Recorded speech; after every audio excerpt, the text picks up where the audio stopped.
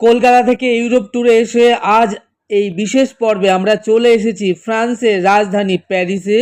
এই প্যারিস হলো পর্যটকদের কাছে ফ্রান্সের সবথেকে জনপ্রিয় শহর। আর প্যারিসের মধ্যে সবথেকে জনপ্রিয় আইকন হলো আইফেল টাওয়ার। আইফেল টাওয়ার হলো প্যারিসের ল্যান্ডমার্ক। প্রতি বছর সমগ্র বিশ্ব থেকে 3 কোটির উপর পর্যটক ট্যুরিস্ট এই প্যারিস ভ্রমণ করবার জন্য আসেন। আজ আমরা সেই নদীবক্ষে ক্রুজে চড়ে আমরা ভ্রমণ করব এবং দর্শন করব রোমান্টিক প্যারিস নগরী। সেই সঙ্গে আমরা ভ্রমণ করব আমরা প্যারিসের এক প্রান্ত থেকে আর এক প্রান্ত আমরা ঘুরে দেখব। প্যারিস নগরীর উপর দিয়ে বয়ে চলেছে সেন নদী। এই নদীর উপরে যে ব্রিজ, তাতে লাগানো আছে কোটি কোটি তালা। আপনারা লক্ষ্য করলেই দেখতে পাবেন। এর অর্থ হলো প্রেমিক প্রেমিকার যুগল এখানে এসে তারা তালা লাগিয়ে চাবিটা ওই সিন নদীতে ছুঁড়ে ফেলে দেয়। তারা বিশ্বাস করে চাবি ছাড়া ওই তালার মতোই দুজনের হৃদয় যুগলবন্দি চিরকাল এমনভাবে বাঁধা থাকবে অটুট হয়ে। এই অদ্ভুত কাণ্ড কি শুধু ফ্রান্সেই ঘটে? না, গোটা বিশ্বের প্রেমিক প্রেমিকাদের কাছে এই অদ্ভুত ঘটনা ঘটে। আপনারা দেখুন, কত তালা দেখতে পাচ্ছেন, কোটি কোটি তালা লাগানো রয়েছে এখানে।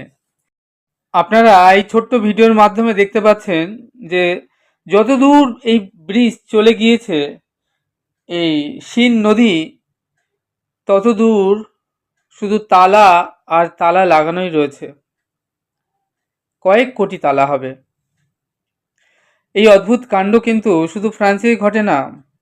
ফ্রান্স ছাড়াও এই কাণ্ড ঘটান অস্ট্রেলিয়া, যুক্তরাজ্য, লন্ডনে, Canada, France, Italy, Ireland, German, Algeria, Brazil সহ এমন বহু দেশ রয়েছে যেখানে প্রেমিক প্রেমিকারা এই যুগলবন্দি তারা এই ঘটনাটি ঘটান। তারা বিশ্বাস করেন মনে প্রাণে তালা লাগিয়ে চাবিটি ছুঁড়ে ফেলে দিলে যেমন তালাটি অটুট থাকে, তাদের দুজনের হৃদয়ের যে যুগলবন্দি ও তালার মতো চিরকালই অটুট থাকবে। এই কারণেই তারা এখানে এসে তালা লাগিয়ে চাবিটি সিন নদীর জলে ছুঁড়ে ফেলে দেন। এটা একটা দারুণ ব্যাপার আমরা দেখতে পেলাম। আর এই যে দেখছেন সিন নদীর দুধারে হাজার হাজার কাপল, প্রেমিক প্রেমিকা, তারা প্রেম করছেন নদীর দুধারের গার্ডেনে বসে। আমি যখন মোবাইলে ভিডিওগ্রাফি করছিলাম সেই সময় সেখানে একজন কাপল আমার দিকে হাত তুলে বেস্ট অফ লাক জানালেন। বেশ ভালোই লাগলো এই রোমান্টিক নগরী প্যারিসে এসে। আমরা এখন ক্রুজে চড়ে সিন নদী বক্ষে ভ্রমণ করব। আর এই নদী বক্ষে ভ্রমণ করতে করতে আমরা জানব প্যারিস শহরের নানান অজানা কথা। আর সেই সঙ্গে আমরা ক্রুজে বসে দর্শন করব আইফেল টাওয়ার। আর তার সঙ্গে চলবে প্যারিসে নানান পদের রকমারি বাহারি খানাপিনা। আর সেই সঙ্গে চলবে দেদার মস্তি আনন্দ। চলুন তাহলে আপনারাও আমাদের সঙ্গে সামিল হয়ে যান এই প্যারিস ভ্রমণে। আপনারা দেখতে পাচ্ছেন টিকিট চেকিং পর্ব চলছে লাইনে, এবং আমরা ধীরে ধীরে ক্রুজের মধ্যে প্রবেশ করছি। আমাকে দেখতে পাচ্ছেন, আমরা লাইনে দাঁড়িয়ে টিকিট চেকিং পর্ব শেষ হলে আমরা ক্রুজের মধ্যে ধীরে ধীরে প্রবেশ করছি।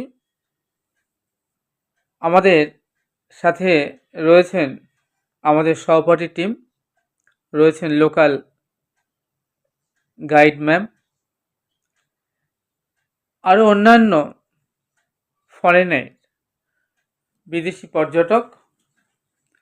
আমরা এই ক্রুজে চড়ে নদীবক্ষ ভ্রমণ করবার জন্য ক্রুজের উপরে এসে চড়ে বসলাম। টিকিট চেকিং পর্ব শেষ হয়েছে, আমরা ধীরে ধীরে ক্রুজের উপরে এসে আমাদের নিজে নিজে চেয়ারে এসে বসেছি। আর এই সিন নদী বক্ষে ক্রুজে চড়েই আমরা ভ্রমণ করব এই সুন্দরী প্যারিস শহরটি। আপনারা দেখতে পাচ্ছেন এর সাইট সিন ভীষণ সুন্দর, মনোমুগ্ধকর। আমি, আমার মা, আরও অন্যান্য সহপাঠীরা আমরা ক্রুজের উপরে এসে বসলাম।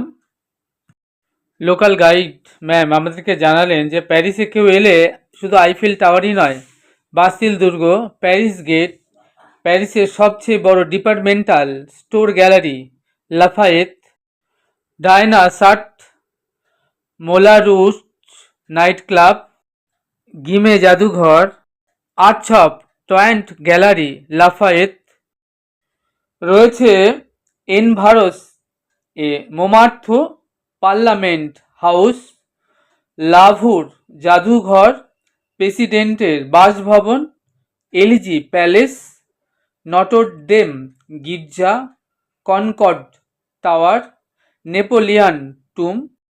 প্যারিসে এসে যদি আপনি এই সকল দর্শনীয় স্থানসমূহ না দেখেন তাহলে আপনার জীবনই অপূর্ণ থেকে যাবে। আজ তবে এইটুকুই, দেখা হচ্ছে আগামীতে আরেকটি নতুন ভিডিওর সাথে।